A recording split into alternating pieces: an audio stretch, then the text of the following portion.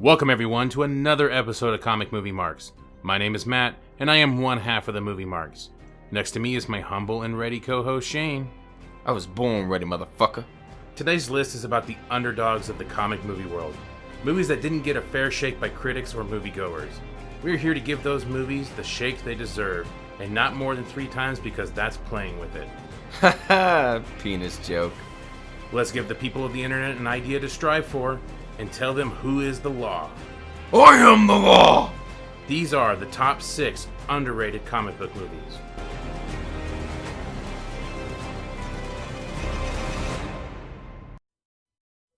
Underrate, verb. Past tense, underrated.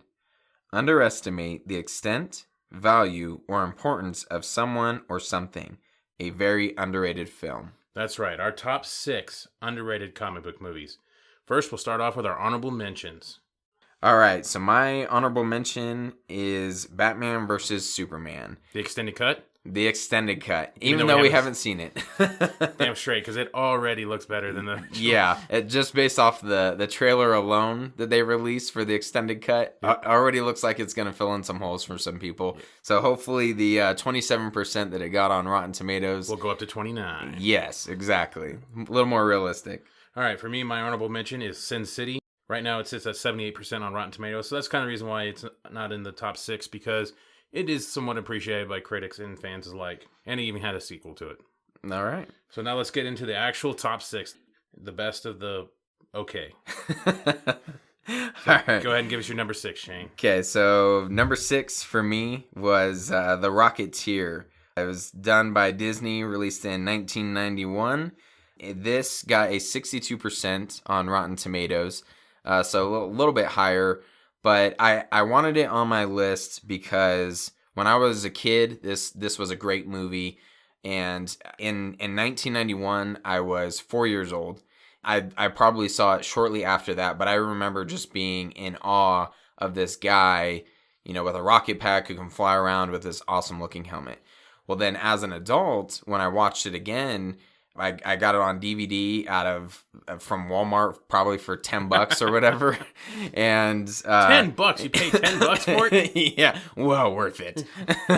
Walmart did not roll back on that one, did they? Pre-Blu-ray, but it actually talks. They have the Nazis, they have mobsters, the FBI. It's a really intriguing movie as an adult. So it to me, it's incredibly underrated, and that's why it made my number 6. I've never even heard of that movie until we started talking about this. All right. When you said The Rocketeer, and I was like, what the fucking what? I'll loan it to you. I probably have it on VHS too. Well, you have to loan me the VHS player as well. Yeah, all right. I don't have that one either. Okay, my number 6 is Constantine, the Keanu Reeves Constantine. I think this movie gets drastically downplayed just because it has Keanu Reeves in it. Mm-hmm. People gave him credit for The Matrix, but for this one, for some reason, they started talking crap about him again in his style of acting. And I actually really like this movie. It had way different vibe to it compared to the other superhero movies out at that time. We had like X-Men, Spider-Man. I think Batman Begins just came out at the time. Mm-hmm. So we had this weird supernatural type superhero movie, and I really, really dug it. It was cool. He's going to hell. He's coming back. I mean, it was awesome. I love that movie, even if it has a couple weird spots in it. But I thought it was a really well done movie. All right. So my number 5, which this one is it's probably going to get a lot of feedback. It gets made fun of. Not really. We don't get any views. Yeah, that's true. Maybe Aaron. Or maybe that one kid that keeps commenting on our Yeah. shit. Hi, I'm Batman. But it gets made fun of just as much as Batman and Robin, and it's Superman 4. It got a whopping 12% on Rotten Tomatoes. And again, it almost fits the bill similar to The Rocketeer for me. The movie could have been better watching it as an adult, but as a kid, you have, it's very simplistic, campy style where Lex Luthor steals a hair strand of Superman that's hanging in a museum, and then he essentially clones him using the sun. But there was a deeper plot in there which is Superman trying to rid the world of all nuclear weapons, Right. and essentially creating Nuclear Man. Right. So the plot. Oh, I thought it was gonna be Doomsday because that sounded very like Batman versus Superman. Yeah. Mixes the blood Right. into Yeah. the pool. Yeah. And then Exactly. it's Lex Luthor and a Kryptonian Yeah.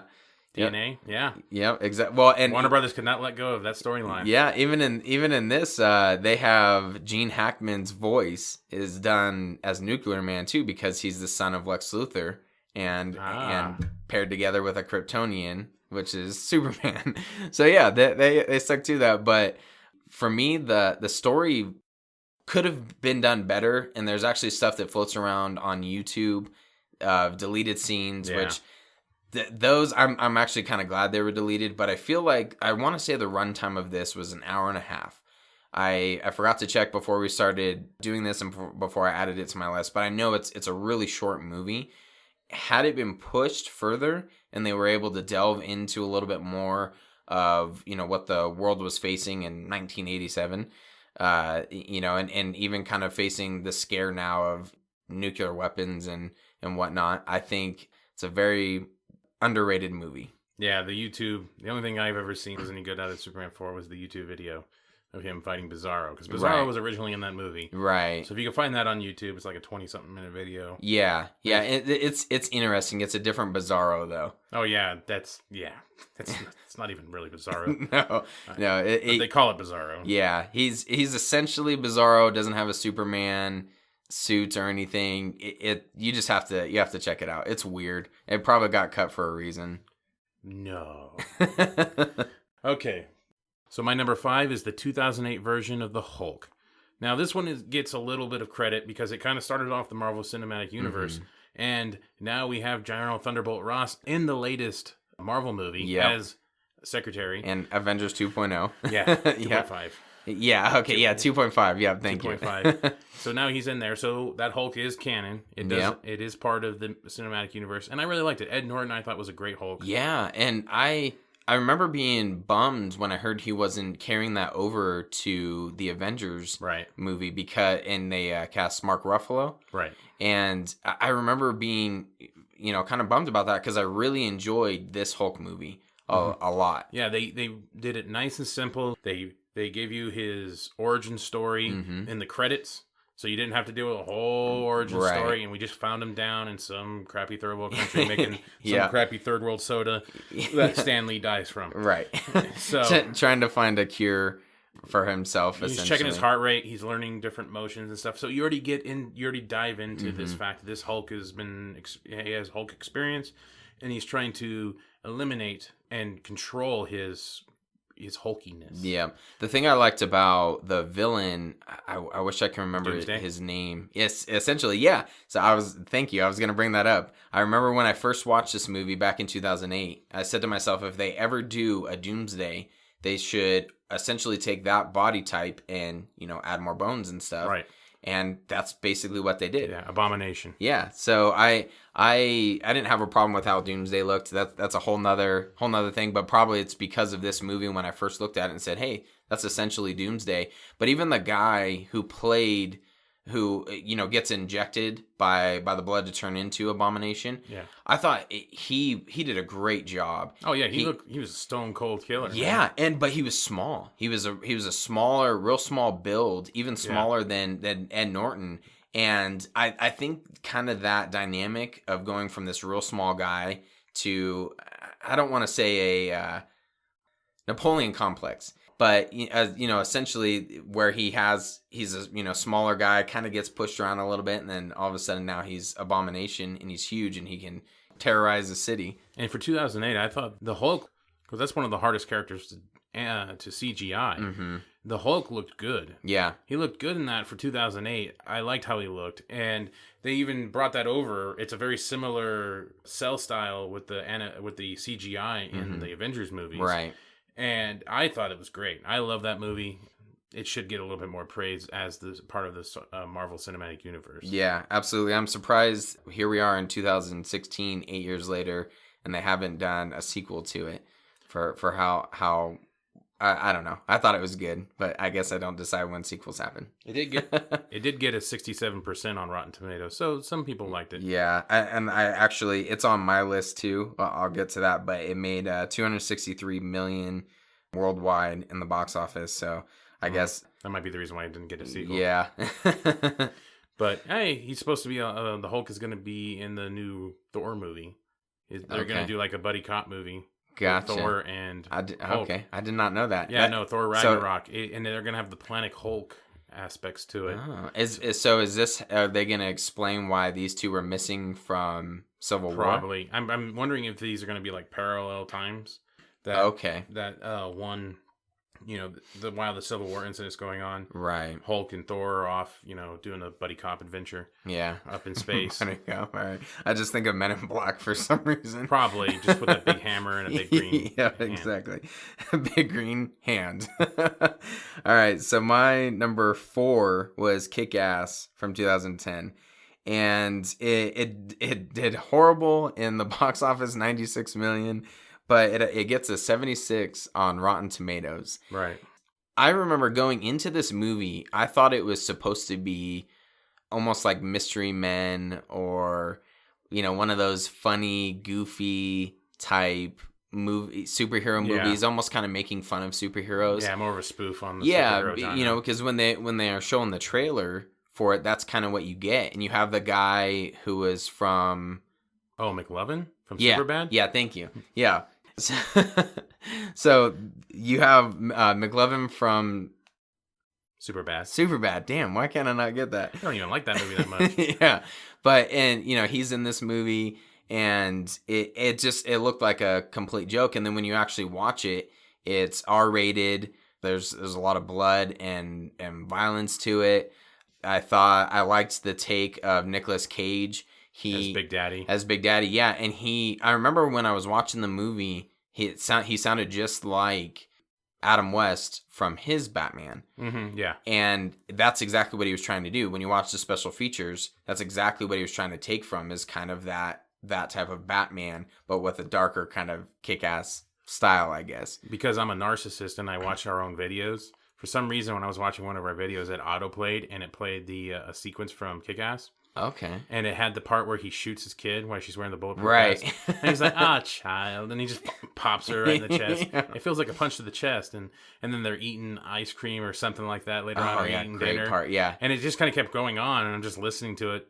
And he's like, what do you want for your birthday or Christmas or something? Her birthday, I think. It was her birthday. And she's like, a dog and all this stuff. And he's like, yeah, deadpan looking at her. Yeah, he's about to have a heart attack. Like, you got to be kidding me. And then she names off a gun. I can't remember the name of the gun. Yeah, but but I really want is a Glock 19. Right, but the best part, I'm pretty sure she says, "I'm just fucking with you, Daddy." Yeah. Oh, and yes. It's great. So well done. There's good humor in it, good action, and I was pleasantly surprised. I like kind of the take of this is a kid trying to be a superhero in the real world, and right. what would happen. They still have mobsters and stuff like that. You have this rich kid who also wants to be a superhero, but turns out to be a villain. Yeah. So I thought it was really well done. I actually liked the second Kick-Ass also, but it didn't make my list. I liked the first one a lot better. When that movie first came out, I heard the title and it was like Kick-Ass. Okay, it just sounded like a really corny movie to me. Mm-hmm. Like you're desperate and you're just calling your movie Kick-Ass. And because that's really the best thing you come up with. I didn't know at the time it was a comic. I didn't know anything about it. Right. And it sounded really stupid to me, and I never saw it. And then you kept telling me, you should watch it. It's pretty good. And I'm like, yeah. Anybody that has to call their movie Kick-Ass can't be a good movie. Yeah. Because it just seemed like a lame way to put a cuss word in your right, title. Right. Well, and I also thought that was a lame superhero name. And then that was my next point, yeah. Yeah. I was like, that's kind of weird. But it fits that kid perfectly. Yeah. When you're watching the movie, he's a nerdy kid. They show him jerking off multiple times a day, as normal kid stuff. Exactly, as young boys do. You have to. and so what name does he come up with? A lame superhero name of Kick-Ass. Yeah. So I thought it fit perfect. I actually didn't know that it was a comic book prior to watching it. That probably would have filled in some of the holes of the trailer when I was watching it. I'm like, okay, this is probably just a spoof. But yeah. Yeah, it was a poorly marketed movie, I think, and that's probably the reason why I didn't do so well on the box office. But now, critically acclaimed, it does a lot better. Yeah. My number 4 is Man of Steel. Now, this is probably one of the most controversial movies on these lists. Mm-hmm. I'm 28, almost 29, and I don't get the nostalgia. I like these movies, but I don't quite understand the nostalgia for the original Superman movies. Christopher Reeves was a fun Superman. He was I actually recently somewhat watched the first Superman, and the one thing I do appreciate more from his Superman was his Clark Kent. Mm-hmm. His Clark Kent was awesome, especially compared, whether or not you like Henry Cavill or not. Henry Cavill doesn't really have a Clark Kent. No. He doesn't distinguish the two at all. He is Superman all the way through, or Clark Kent all the way through with a red cape. Yeah. And Christopher Reeves' Clark Kent is awesome. Yeah. I was watching that, and he does bring the form of deception by just wearing the glasses. Yeah. Anybody with a brain in the Batman Superman universe could kind of see this. But I don't quite feel the nostalgia for those movies. And so this one was a great take for me. Mm-hmm. I really, really like this movie. And it really gives you a sense of what a real life Superman would be like. Right, exactly. In the real world. And I just love that aspect because that's what we live in, is the real world. And this is our world, and this is what would happen if we ran into a guy that could do the things he could do.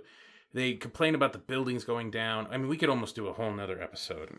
Which I think we might. Yeah, we might, on how wrong people are about Man of Steel. Yep. I mean, you can look at that movie and you can really appreciate the details in that movie. People complain about the dialogue. I think the dialogue is great. The flashbacks going back when he's a kid and younger gives you great detail into what he's experiencing. Yeah, absolutely. This is what a kid would be dealing with if he was an alien. Yeah. And trying to fit in. Yeah, trying to get all these different superpowers down, trying to control figuring things. them out. Yeah. What should he do? Save people or not? What's the big question? Yeah. What will one Robin Hood dad tell him out of the other Robin Hood dad? Yeah. And so, what does he do? I mean, there's only a couple parts in that movie where I can really pick apart, and those are mainly the Lois Lane parts. But the actual Superman story itself, I think, is excellent, and it's so well told. And I just wish people would kind of forget, Superman 1 and 2, and I guess 3 and 4 are their own Those movies. are already forgotten. Yeah. Christopher Reeves, those are his movies. Those are the 70s and 80s movies. This is the 21st century, and this is Superman. This is what we can see. Now the technology has caught up with Superman. Yeah. So we can see Superman. And if two super beings collided, this is what would happen. Yeah. They couldn't do that in the original Donner movies. They couldn't do that. They had campy kicks and floating and... Oh, man. Yeah. In Superman 2, when you go back and watch it, when I watched it as a kid, I was, sucked into the whole thing. I thought it was great. Same thing with Nuclear Man and Superman 4. But in Superman 2... how things are done, and they have this weird like whooshing sound when one person gets knocked, and they get knocked into the product placement, and that was, I'm assuming, was ahead of its time. They kept that theme going in the Man of Steel. We had U-Haul, 7-Eleven, exactly. Sears, but in this one they have Marlboro, which I don't think you would in Superman 2. I don't think you would see that nowadays. That'd be pretty sweet. Yeah, but flies into a Marlboro truck, I think, and then all these different signs, and what they were doing the best that they could with what they had, which I think is where the nostalgia comes into play. Yeah, because that's what people had as a kid, and even for me, I was born when Superman 4 came out, and so that's all I had to go off of were cartoons, and all the way up until 2006, which not even the CGI was quite there. In my opinion, when you watch that movie, there's some great scenes in Superman Returns. The airplane scene. Yeah, the airplane scene, but it's clear CGI. Whereas in Man of Steel, they chop in the actual actor, within the action sequences and the CGI, and it looks fantastic. Yeah, the Smallville throwdown is awesome. Yeah, and then the people complain about Zod being killed. If you look back in Superman 2, he kicks Zod down a hole. After turning him human. Yeah, after turning him human and vulnerable. Yeah. He kicks him down a hole.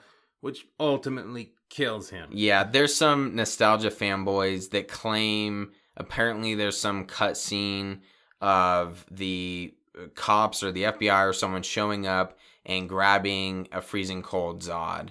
So he didn't essentially pull up kill to him. the Fortress of Solitude. Exactly. Yeah, I'm like, I've never seen this before. This is just what's been floating around the internet. I think someone made up, and then other nostalgia fanboys take that and go, "Oh, there's a cutscene They don't think somewhere." for a second where the cops pull up to the North Pole. yeah. So it's just Slays. yeah, Mars. Yeah, it's weird. I loved them as a kid, but I was so ecstatic after watching Man of Steel the first time. I was overwhelmed with the storyline, and then I watched it more and more and more. And you get into the special features, and you actually see everything they created their own language, and to fit into this. And people will crap all over Zack Snyder. The man's a genius, David Goyer, for putting together such a beautifully visual movie of Man of Steel and an interpretation, and the storyline as well. That it really makes you think, you know. And keeps you feel like you're watching Superman with those movies. And yeah, I can't say much more about this movie. We might do a breakdown of Man of Steel, may or may not, I don't know. But that movie definitely deserves a second look. Just kind of get the idea of Marvel movies out of your head. Mm-hmm. Get the old original Superman movies out of your head for a little bit. And just watch this as a flat-out superhero movie. Yeah. Don't think about those other movies. And just try to enjoy it. Yeah, think of it as an origin story of a superhero you're unfamiliar with. Because that's essentially what it is. And as we talked about several times, hopefully in Justice League and kind of moving forward, we'll start to get the Superman that everyone's familiar with. But there has to be a starting point. There's an entire gap in Superman 1 of when he leaves and gets his training from Jor-El in the Fortress of Solitude, and then boom, he becomes Superman. You see the great scene of him flying across the screen. Right. And now we're getting that. We're kind of filling in the pieces a little bit. Smallville did it a little bit. Right. But the movie is taking that and filling in the pieces, and like you said, what's right and what's wrong, especially to this kid who doesn't live here, you know, or who isn't from here, I should say. He lives here but isn't from here. What's right and what's wrong? His dad's trying to protect him as his son, but he's unsure of, do you let the kids drown in the bus to protect yourself because you're gonna get exposed, or do you save them and expose yourself?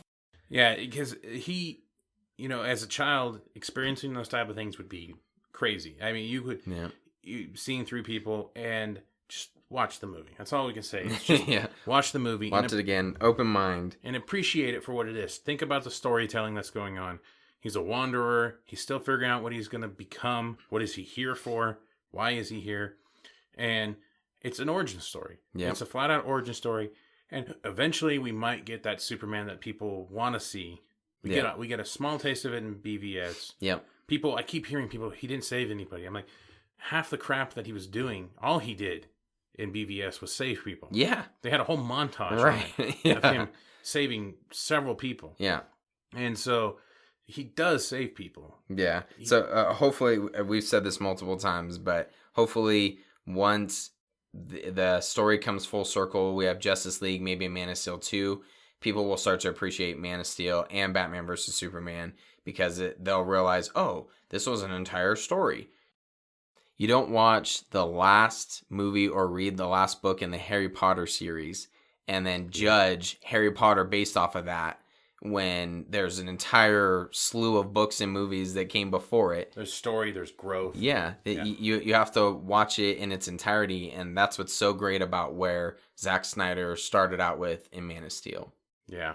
All right, let's get back to the list. We're getting on a tangent here. All right. Well, this one will go pretty quick. My number 3 was The Incredible Hulk from 2008 as well.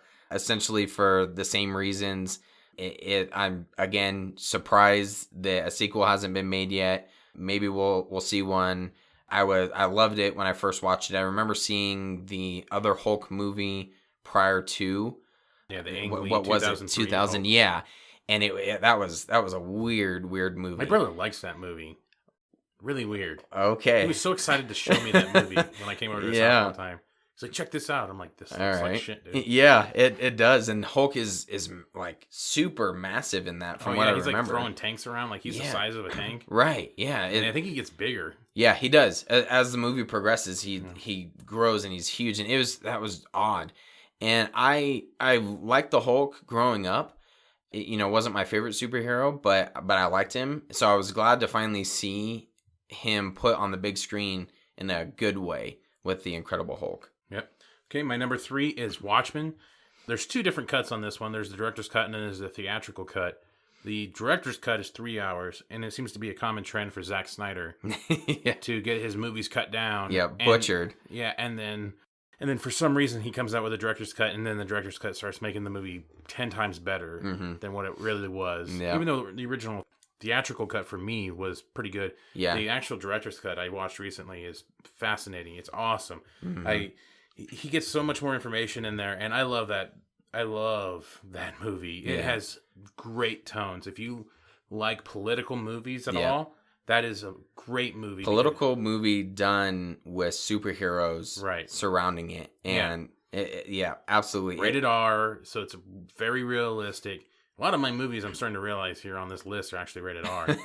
And so maybe that's the reason why they didn't perform so well, or they didn't do as well, because rated R movies are harder to get through to people. Yeah, I guess. We live in a PG-13 world, apparently. Yeah, and people they can't think, I guess. Because it also seems the rated R isn't because of gore and violence. It's partially it is. Watchmen, it has some pretty gory scenes. Oh, it's because the guy's blue dick is dangling. Right. Yeah. That's the only reason. Yeah, they got a rated R cut so they can show blue dong hanging around.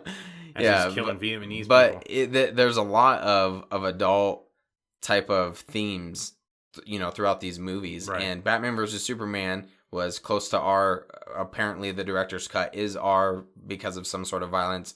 But that's a prime example of the borderline of, these are superhero movies. You can take a 9 and 10-year-old to see them. They're going to see it for what it is. But if you actually watch them and it, keep the hamster on the wheel, in pay attention. Brain. Yeah. These are really intriguing movies that are really well done. And Zack Snyder, again, seems to be a common theme of this. He may not have the abundance of great dialogue in the movies, but he has dialogue. A lot of the dialogue in these movies are necessary dialogue. Yep, and dialogue you have to pay attention to a lot. Yeah, exactly. And to me, that's my cup of tea, so to speak. That I love that when you get multiple lines of dialogue that just stick with you and almost kind of give you chills when you think about them over and over again. And there's not a lot of movies that really do that. And Zack Snyder seems to fit that into his movies really well. All right, so my number 2 is Batman Forever from 1995. Ballsy. Yep. A lot on my list are pretty ballsy. Oh, yeah. Yeah, your list is your list. Yeah. Sure. And the reason I have these, it's my list. And fuck off if you don't like it. Fucking Rocketeer. Yeah. So, but a lot of these, there's multiple reasons for them. When you, again, going back to watching them as a kid, they're entertaining. There's nostalgia. With Batman Forever, you have Jim Carrey, and I love Jim Carrey at that point in time. Oh. And then you have... That's true nostalgia, right? Yeah. Then you have Tommy Lee Jones. I loved it, and I thought it was great. And, this is as a kid. And then they incorporate Robin for the first time. So there's so many things as a kid that, what's not to love. And then as you watch it as an adult, a lot of people say it was ultimately the beginning of the end of that Batman franchise, because then it led to even more of a campy Batman and Robin with the Terminator. Chill. Yeah. And let me break the ice. Nice. I like your impression. But with Batman Forever, I liked, it still kind of had a darker tone, and I could see, maybe given a little bit more, I don't want to say free reign, but a little bit more to work with. Maybe it would have been less campy, where you have the brain sucking machine and stuff like that. If you kind of cut some of that out, there's a lot of really good parts of Batman Forever, in my opinion, with the villains. Even Two-Face, he kind of scared me as a kid. He looks a little odd now. It's not quite like the Dark Knight, but I thought it was close to the animated series cartoon. Oh yeah, which I like that, and I actually like Val Kilmer as Batman. That is something I will agree with you on. Yeah, I I think he's up there as far as Batman's. I would actually, here comes the hate, I would put him probably above Christian Bale especially as a Batman. Maybe not as a Batman Bruce Wayne, but as a Batman, I liked him more than Christian Bale. He had the better voice. Yeah, but he also had. That's it. I thought he had good mannerisms. He had a good look. I like the suit. I actually like. I can't remember. It's called it was a good suit. The Panther suit, I think, is what they called the second one that he wears at the end of the movie with the giant Batman symbol. But it's a lot. It's really tonal. Mm-hmm. I liked that suit. I still like it today as an adult. So there's a lot of positives from this movie. And I feel because of the lack of success with Batman and Robin, that Batman Forever kind of gets tied into that because it's a Joel Schumacher movie. Yeah, exactly. And they don't have Michael Keaton anymore. It was the first time, okay, now we have Val Kilmer, and then, okay, George Clooney, and then Christian Bale. So we had all these, a mishmash of Batmans, and that was kind of the start of that. But I think there's a lot of really good fun parts in this movie and things that you can enjoy as an adult, and that's why I put it at my number 2. All right, my number 2 is Dredd, the most recent Dredd movie. I believe it came out in 2014 with Carl Urban, and I love this movie's awesome. It's got so many great special effects in it. The slow-mo, everything in this movie is awesome. All the dialogue. There's the sidekick that he's with that can read minds. And when one of the bad guys figures out she can read minds, why they have him tied up, he starts thinking, "Oh, you can read my mind? Oh, yeah?" And he starts thinking of fucking her. And she's like freaked out afterwards because he's done. I was like, that's awesome. Yeah. That's awesome. He's totally screwing with her even though he's tied up right now. And I love that movie. It definitely needs a Dredd 2. Mm-hmm. It didn't make very much. It actually has a decent critic rating on Rotten Tomatoes. Yeah. It's currently at 78%. And I just feel like they really need to come out with a second one on this movie. Apparently there's been a lot of online support with trying to make a Dredd 2 through social media and different avenues online, that they're really pushing for that. And I get the cast has been, from everything that I've seen, they're still kind of pumping it like, hey, keep it going, we want to do a second one. Yeah. And this is what's going to get it made. It might get made. I hope it gets made. It should get made. I think some people were turned off by the original Sylvester Stallone one. Mm-hmm. I am the law. Right. and he didn't quite portray the character the way people would have wanted seen that character. Mm-hmm. So, yeah, hopefully this movie does get a second chance, and I believe it will do really well if it does. Yeah, hopefully.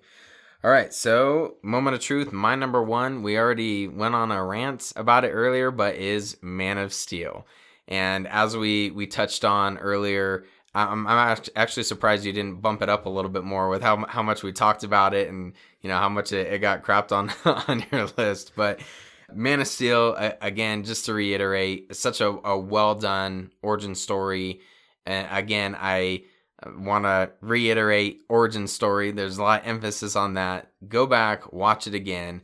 I think once we get Justice League, some people may say, "Oh, he's finally listening."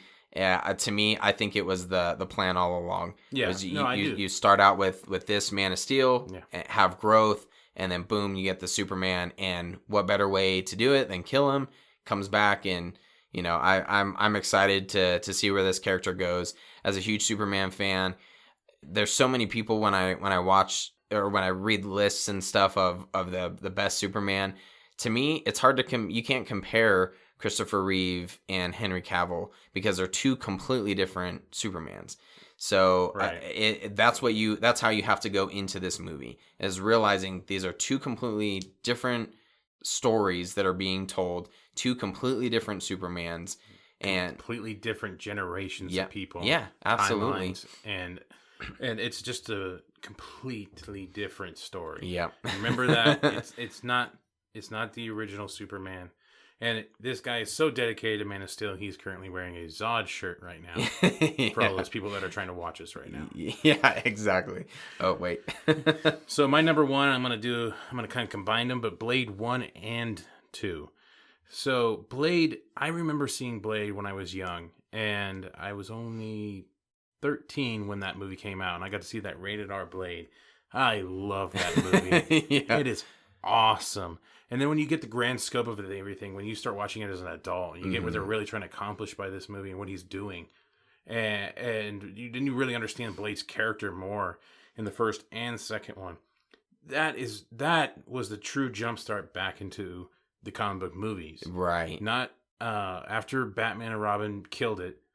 These are the movies that came out and re-established comic book characters. Yeah. And I actually, at the time, I knew Blade was a comic book character because I don't think a lot of people realize that he is a comic book character. No, I think that's one of the big things. And the So it only gets reason why I discounted. knew that he was a comic book character when it first came out was because the animated Spider-Man series had him in it. Okay. And it was Blade on a motorcycle Right. chasing down Spider-Man. And, the Morpheus one where that guy turns into a vampire and he's hunting him down. Right. Anyway, and so that's how I knew Blade was a superhero. That's when he was like one of the first anti-heroes we got to see on the screen. Yep. And I love anti-heroes. Yeah. I've really come to the conclusion now that I am not a Boy Scout loving guy. My movies, my tastes always revolve around the anti-hero. Well, I was gonna say, I don't recall the release year of Blade, but I think it was a little bit ahead of its time. 1998. Okay, 98. Perfect within the WWE and exactly what WWF at the time. Yeah, get it right. with Stone Cold and kind of what society itself was Leaning towards the anti-hero, the anti-disestablishment. Right. Yeah. Yeah. And this was a character that he wasn't saving people. In the very beginning of the movie, there's one guy that's trapped in with a club full of vampires. And he doesn't really save him, doesn't pull him away, doesn't try to rescue him, just kicks the shit out of the vampires and leaves his ass there. I mean, he doesn't do anything for him. And it's an awesome, Wesley Snipes did great. Yeah. I wish he was younger to somehow bring this back. Right. Now, I believe Blade is back with Marvel now. Oh, okay. And I didn't know and I know there's been kind of talks about bringing Blade into the third season of Daredevil. that. Kind of bring awesome. that whole supernatural thing that's going on with Daredevil now after the end of the second season. And they were talking about bringing Blade in, and Wesley Snipes might be a mentor to a new Blade. Okay. Or he might have a son or something to that effect. But Wesley Snipes is awesome. Yeah. I loved him Really in well this done. movie. And he was born ready, motherfucker. Love that movie. God damn, I love that movie. Yeah. All right. And on that note, hope you enjoyed our top 6 underrated comic book movies. Make sure you like, share, and subscribe to our channel at YouTube. And make sure you like us at Comic Movie Marks and review us on iTunes. And follow us at Comic Movie Marks on social media, Facebook, Twitter, and Instagram. Thank you. Come again.